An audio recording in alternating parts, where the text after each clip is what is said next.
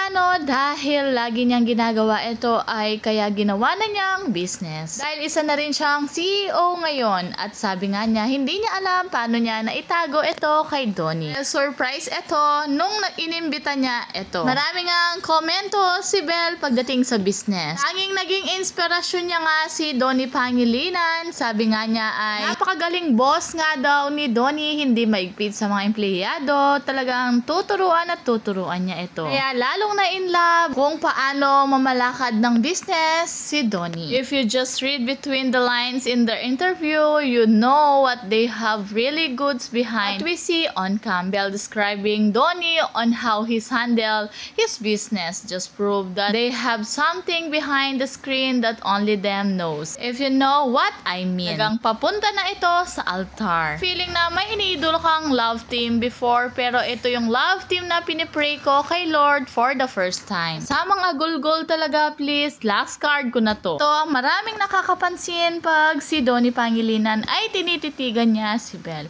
Bakit kay Donnie ko lang nakakita na pumupungay ang mata?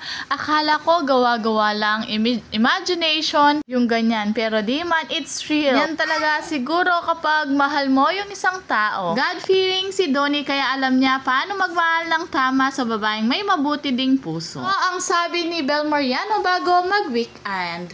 I'm free this weekend. Ano kayang magandang gawin? Who's free weekend? Wanna join me? At eto nga ang kanyang ginawa nung weekend. Sama niya ang magulang ni Kyle Echari at si Kyle at ang anak ni Piolo Pascual. Mukhang nagbanding sila.